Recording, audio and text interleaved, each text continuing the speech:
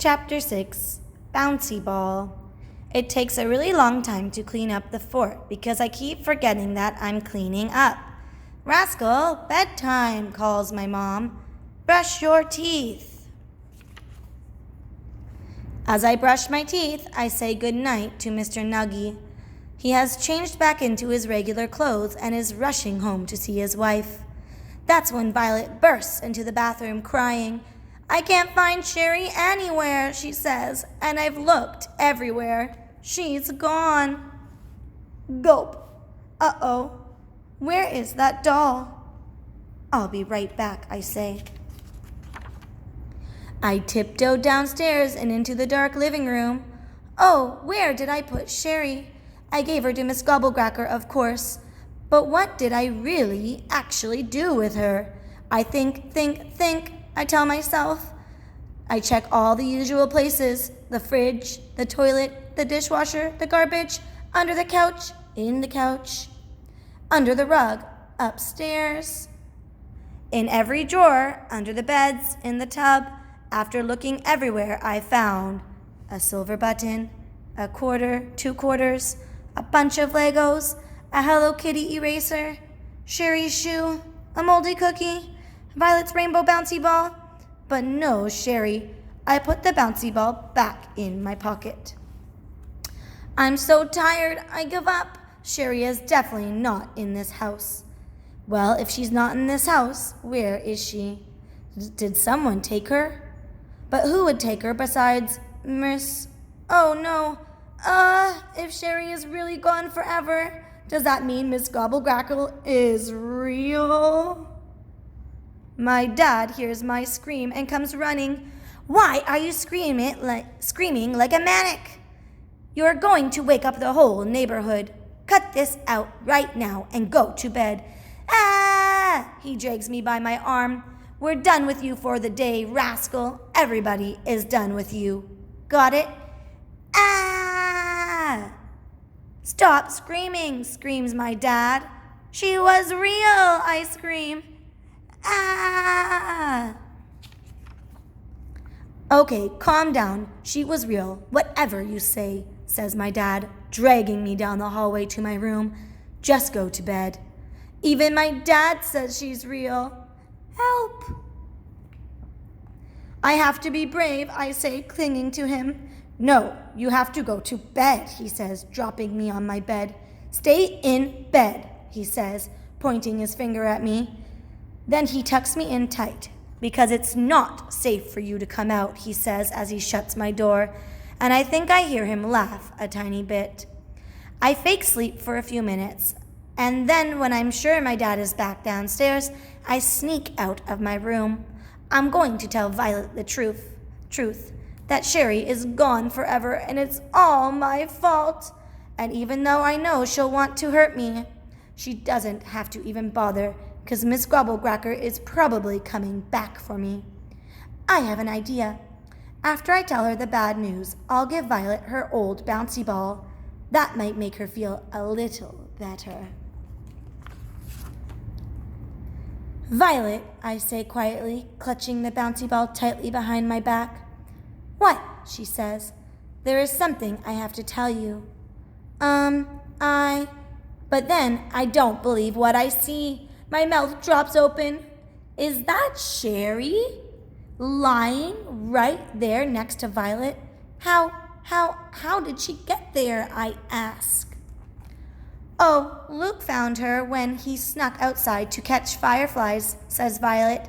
"I must have left her at the front stoop, but I don't know when." "Oh," I say quietly, but inside my head, my thoughts are loud. "Oh, the stoop, of course. I threw her out the front door when Miss Gobblecracker was leaving." "What did you want to tell me?" Violet asks. "Oh yeah, well," I say, climbing into her bed and tucking myself into her cozy warm covers. "Well, Miss Gobblecracker isn't real after all," I say. "I know. I'm the one who made her up, silly." "Did you?" "Oh yeah," I say. "Thanks, Violet. That was a fun game. But it got a little scary at the end. I'm so happy I got to stay home in this cozy little house with my family after all. Good night, I say to Violet. Good night, she says, giving me a little shove. Now get into your own bed. Before I get out of her bed, I hide the rainbow bouncy ball under Violet's pillow as a secret little gift for her. The next morning is Saturday, and our parents are still asleep. Luke and Violet are playing with the bouncy ball that Violet found under her pillow. They are laughing as the ball hits the ceiling and flies off the walls, hitting them on their heads. Boop, boop, boop. Let's bounce it on the stairs, says Luke. On the stairs, they are laughing even harder. Ha ha ha ha ha. Boy, do I wish I could play. Suddenly, it's quiet. I run upstairs to go look. The bouncy ball bounced into the toilet. Luke and Violet stand over the toilet, staring down at the sunken ball. What should we do? Shrieks Violet. Are we in trouble? Asks Luke. We'll have to get it out, says Violet. How do we do that? Asks Luke. And then they both turn around to find me behind them, watching, smiling. Rascal will get it, right, Rascal? Says Violet, nodding her head yes. Right away, I roll up my nightgown sleeve and stick my arm deep into the bottom of the toilet. Luke and Violet cringe and cover their eyes and make gagging noises. Blip, blip. Here it is, I say, holding up the bouncy ball, my arm dripping toilet water. Violet squeezes particularly the whole bottle of foamy soap on my arm and helps me wash my hands and the ball. Thanks, Rascal, says Violet. You saved the bouncy ball.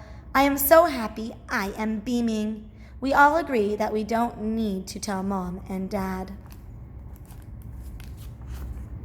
All day, all I can think about is the bouncy ball. Every time I think about it, I feel so proud. Remember when I saved the bouncy ball? I ask Violet. Uh-huh, she says.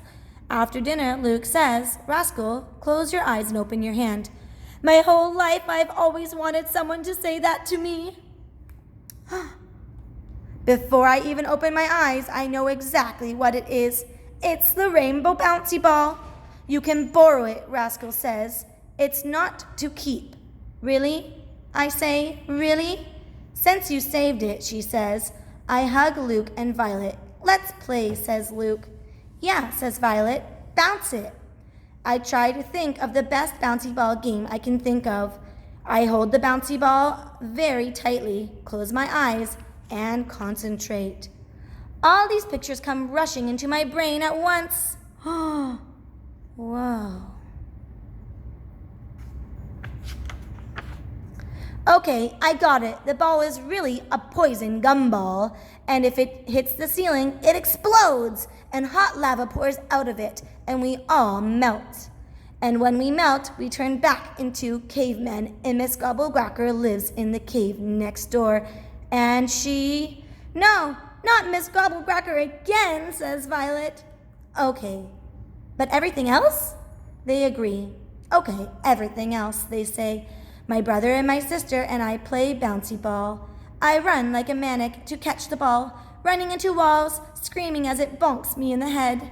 When the ball hits the ceiling, we explode. I'm jumping up and down and making loud crashing sounds, the kind of sounds the earth makes when it blows up. I leap onto Luke to protect myself from the hot lava. Hot lava is spilling all over the floor. It's bubbling everywhere. We jump on the couch. We move the pillows around so that we have a secret cave. Now we are cave people. Violet is cave mommy, of course, and Luke is cave daddy hunter. And guess who gets to be the cave baby? Me, and I'm the cutest little cave baby. Goo goo moogie goo boo goo. The end. So friends, what do you think about this story? Do you ever feel like Dory felt in this story? Have you ever made a nice or good choice to a friend or a parent and it paid off really well? Because when we make good choices, good things happen. Just like for Dory and her family. Can you make a little Dory comic? I can't wait to see your comic.